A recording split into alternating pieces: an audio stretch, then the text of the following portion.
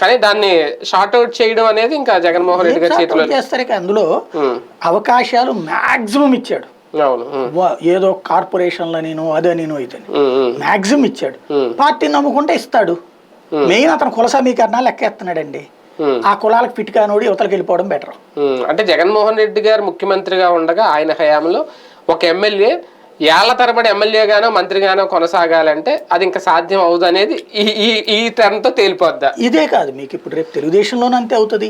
అన్ని పార్టీలు కూడా పాత రోజుల్లోకి మళ్ళీ 5 సార్లు 6 సార్లు ఎన్నికలు అనేటువంటిది పైన ఫ్యూచర్ లో ఉండదు. ఎందుకంటే వాళ్ళ రూట్ మారిపోయింది, జనప ఆలోచన మారిపోయింది.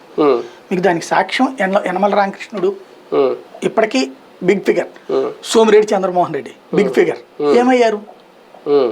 బేసిక్ గా చంద్రబాబు నాయుడే థ్రెట్ ఫీల్ అవుతున్నాడు కుప్పంలో.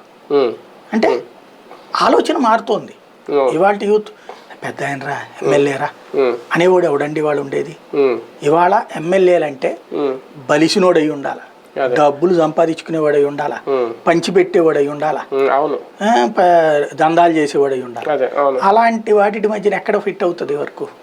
అదే రైట్. చూద్దాం మొత్తానికి.